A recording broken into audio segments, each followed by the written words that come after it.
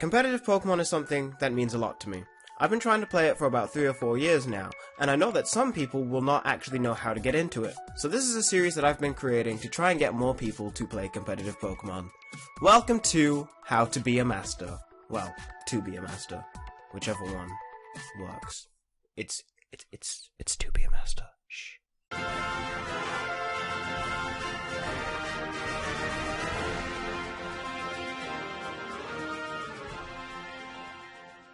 So before we get into the meat of the episode, I do just want to say one quick thing, and that is that this series is about both VGC and TCG. I say this because I think TCG doesn't get enough love within the community, and I've not seen a lot of YouTube videos about how to get into TCG, so I thought that it would be a good idea to make the series on both VGC and TCG. I will mention when I'm swapping between both if there's a single episode. Usually the episodes will be separated from VGC and TCG, so it'll be VGC week 1 and TCG week 2, and it will keep swapping like that. So, without any further ado, let us actually get into the episode. Now, the Pokemon World Championship Series is about finding who's the very best player in the world every year. Now, there are a whole bunch of rules for each format, which I do suggest you read for yourself, but there will be episodes about it. And in the end, the best players from each part of the world go to compete in the World Championships. Now, the basics for the video game format is that you have double battles, which is 2 on 2. You have a flat battle system, which is 6 Pokemon on a team. Only 4 can be chosen at a time. Pokemon that are under level 50 will stay under level 50, while those above will be set to 50. This will get its own episode because this will be in the rules. This is just so that you can understand it very quickly. Whereas in the TCG rules, you have to have a deck of 60 cards. Now, there is actually a team building situation that has to be done for TCG, which is a lot more extensive than VGC ones, so they will both get their own separate episodes when it comes to team building. Now, there are different tiers of leagues that you have to be a part of to actually get into Worlds, because Worlds is the very top of what is a huge list. Well, I say a huge list, it's a decent list of a whole bunch of different tournaments that you have to go through. Yes, that was recorded again. Listen, I get tongue-tied very easily. Speaking of re-recording, I actually have to re-record this part because the tournaments have been flipped on its head. I was talking in this part about how Nationals could technically get you enough points to get into Worlds.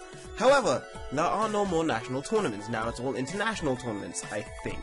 So, I am gonna have to say this now instead. In the international tournaments, if you win, there is a very good chance that you can get into Worlds by the time that everything is over. However, I would suggest you not only do international tournaments just so that you can ensure that you get your place. There we go, let us continue. Now, there are actually 7 events. This is editing magic. I actually got this wrong the first time. I said that there were 6. There are actually 7.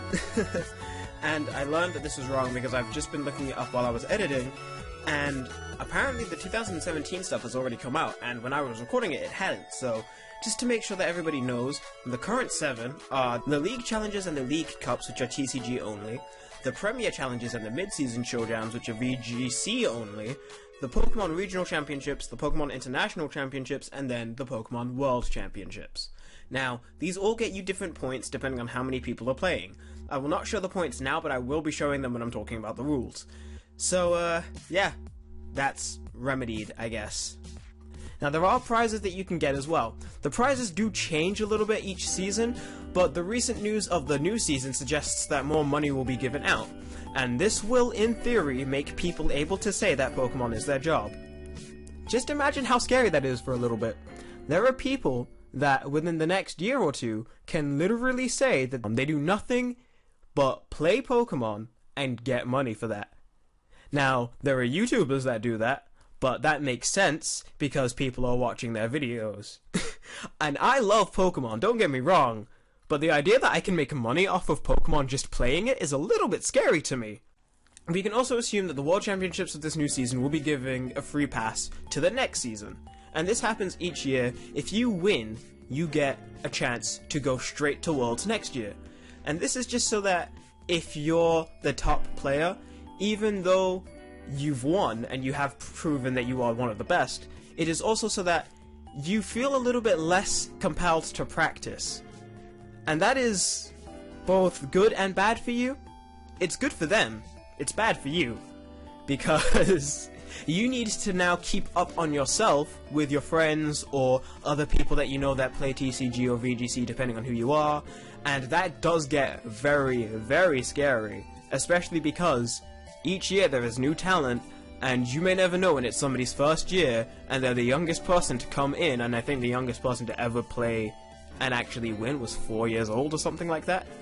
Now, that's in the junior championships. Oh, right. Forgot about that. There is junior, seniors, and masters, but that will be covered in the rules, because so many rules. So many. But you can still get destroyed by somebody whose first time it is to be in the championships. Remember that, because that will humble you whenever you win. Now, this is only the first episode of many, and this is a decently short episode as well, because it's only the basics. Next 2 episodes are going to be on the rules of the VGC and the rules of the TCG. Those will get pretty heavy, and even then, certain rules will get their own episodes.